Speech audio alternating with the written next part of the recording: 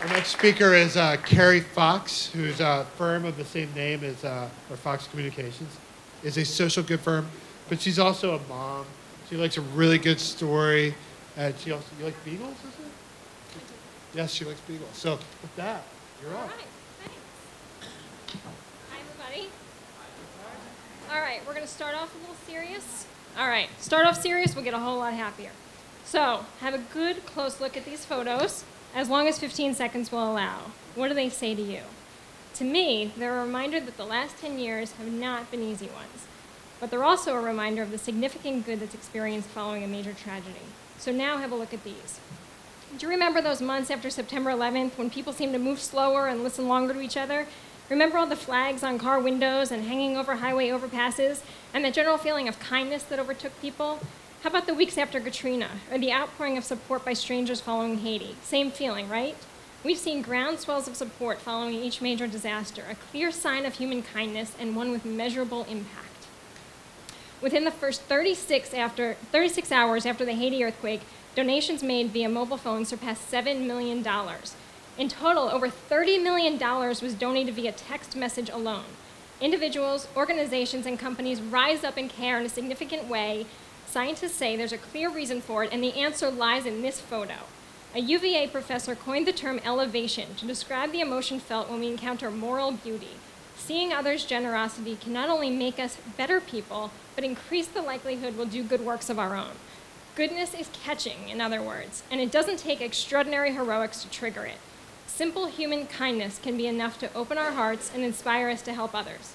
Sounds like a Liberty Mutual campaign, maybe? So why then, if it feels so good, does that feeling of goodwill begin to wane and life goes back to feeling like this? Gridlock. In observing this, I was pushed to see if there were groups that keep the feeling of elevation going year-round, and here's what I found.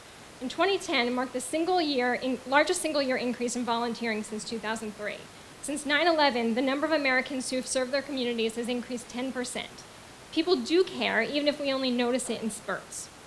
Small businesses are no exception. The business of business is changing, and corporate social responsibility doesn't mean small businesses are off the hook. Just think about the societal change we as small business owners could bring about if even more businesses embedded kindness into their culture. An important gap because small and large businesses, the gap between them continues to widen. There are over 27 million small businesses in America as compared to 18,000 businesses that have 500 employees or more. The collective power of small businesses to support a culture shift is incredible. So how exactly do we make a shift? First, we've got to have a mindset of the triple bottom line. Our responsibility to support the growth of our businesses while balancing that with the support of the community and our planet. Running a small business in this economy is hard enough, but the concept of working locally and thinking globally can indeed benefit our bottom line. I see two ways to implement the triple bottom line philosophy. Give people jobs, and when you do, have a culture of kindness. If you can't create jobs, think about opportunities to embed kindness. Take Gelberg Signs. Rather than posting job announcements, they developed a training program that granted full-time jobs to homeless young people. It's so unique that Obama came and visited to applaud them for it. And then there's Craigslist. Craig Newmark founded the site with a simple purpose of helping people find jobs. He says the best thing you can do for another person is help them get a job. It wasn't long before he realized the impact his simple concept was having on jobs in America. Think of small businesses' collective impact this way. If 1 out of every 2 small businesses hired just 1 person, we'd end joblessness in America. In contrast, those 18,000 large businesses would need to hire an average of 650 people each. Sometimes things that may not seem to be earth-shattering moves, like the hire of 1 employee, can have far-reaching effects on our country's social challenges. Okay, 21 million of those small businesses are solopreneurs, and they probably want to stay that way. So let's look at the culture of kindness bucket. Take the same cafe, a for-profit restaurant taking on the issue of poverty in their community, and as such, lets customers pay what they can afford. Some pay far less than their share, but most pay far more, a sign that the community wants this cafe to thrive. Gap, while not small, offers inspiration for social change. Gap used to empty trash bins in standard format. Now employees recycle their own waste, a program that's eliminated 100,000 pounds of waste every year. The concept can be mimicked and supports the idea of a culture shift to support the greater good.